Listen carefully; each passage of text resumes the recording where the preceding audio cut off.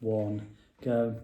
Hello Magic fans, this is Mentalism Monday, and as you can see we're keeping we're not actually, our 2 metre distance, helping the NHS. So with today's trick, I thought with it being kind of difficult to get out and about and perform tricks, I thought I'd show you a mentalism trick today where you can do it over Skype or over a phone or any kind of video link. So if you wanted to show someone a cool mentalism trick but you can't go to their house, then this is a really cool mentalism trick. So if you're new to the channel, please would you like and subscribe and hit that big notification bell, and on with the trick. So like I said, today is the mentalism tricks. I've got my assistant here who's going to basically be the audience members for you guys.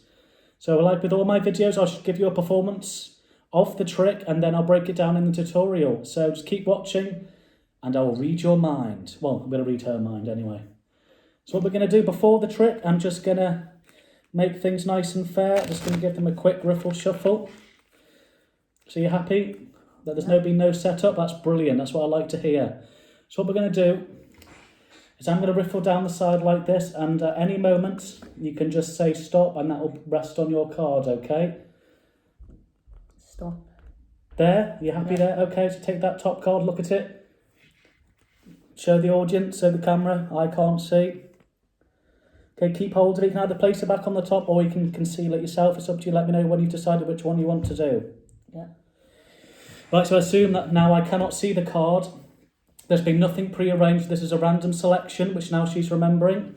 So now it's my job as the mentalist to work out what her card is. Right, okay. For this trick, it's using a mixture of psychology and suggestion. She's going to suggest the card to me unconsciously.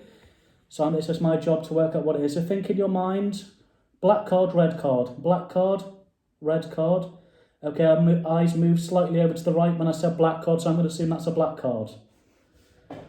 Okay, keep looking at me. Right, there's spades and clubs. Spades, clubs. Again, she followed my finger to the right, so I'm going to assume that is spades. And judging by her reaction so far, I've got both of them correct. Now, I'm going to go for this one. Think of the number. 2 of spades. The card is the 2 of spades. Show the camera just to make sure that is the only card. So that is the trick, and it gives off amazing effect. At the end, it looks like you're delving into a memory, retrieving it, and then, of course, it just gives off an amazing reaction. So if you can do this, like I said, over any kind of Skype, Facebook chat, anything, if you just want to quickly video call someone and say, oh, I've got a really cool mentalism trick, I'm going to read your mind through your phone. It looks really cool. And of course, with this one, there's no setup.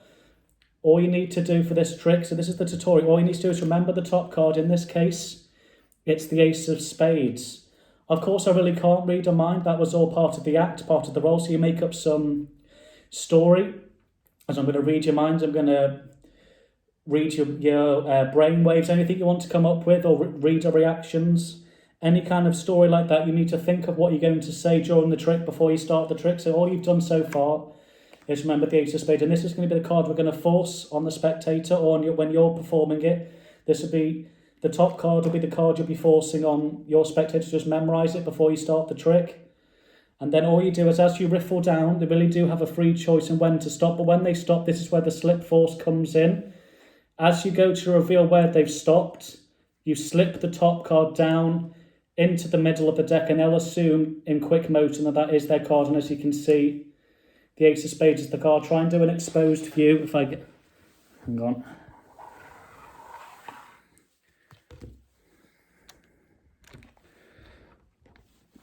So here we go. This is the angle the audience won't see. So now we're memorising the 9 of Spades. That is the top card. You hold it in what's called a mechanic's grip. For a lot of the tricks I've done so far, I've shown you what a mechanic's grip is. The thumb rests on the top left-hand side of the card. Your fingers are running down the back of the card. And all you're doing is slowly riffling like that down. So practice doing that first. Just riffling down the card. And then the audience member can say stop at any point. So they say stop there.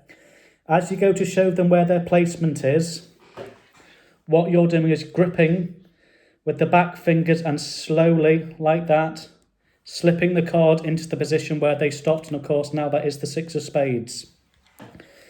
So once more in quick time, You've memorised the 10 of spades. You say, okay, what I want you to do is have a free choice and say stop at any point. Stop there, okay? And as you see, the 10 of spades is now the forced card. From that moment on, it's all about your acting. So, like I said, I chose to go for the kind of psychology suggestion by doing this. I was making it look like this was how I was working it out. I was saying, think of black card, red card. I made up some pattern when her eyes followed the black. So I said, okay, this is a black card. And then you can move on to the suit. There's spades or clubs again.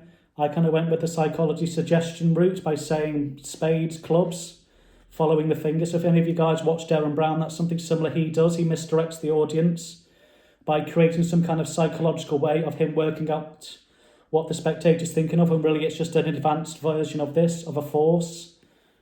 So then that is the tricky, because you don't want, I've seen it a few times when people learn the slip force, they'll just go like this. They'll go, okay, so 10 of spades is on the top. They go, okay, stop at any point. Once they've said stop and the spectator looks at the card, they'll immediately go, you're thinking of the 10 of spades. And again, it just, the effect, in my opinion, just doesn't look as powerful, because it, with the build-up, with you trying to get them, okay, yes, no, trying to gauge them, that kind of builds up the expectation of the final trick of being able to actually accurately predict what the card is. So it's up to you as a magician or as a newcomer to magic just to work. You can follow what I say, just rewind the video and copy me word for word, or you can come up with your own reasons on how you can work out their card. Because like I said, if you just say you're thinking of the ace of spades, it just takes the effect away. So that is the trick, and the only other thing is angles, like in all kind of sleight of hand. It's all about how you present it, and then with the angles, so when you're riffling down, you want to make sure they can't see here, so they can't see your move by doing that. So all you do is angle it on the side, tilt it, so they go like that, and then it looks a fair cut.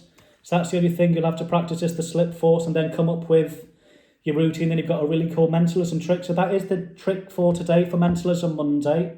I apologise for the upload time. It is supposed to be 6, but the time just went away with me today, unfortunately. So if you're enjoying this, just make sure you like and subscribe if you haven't done already, and join me again tomorrow at 6 p.m. for more magic. It's going to be kind of a card routine for tomorrow, and then following the day after that, it's going to be back to coin magic. So I hope you enjoyed this video. Just stay safe and just keep practicing, and thank you for watching.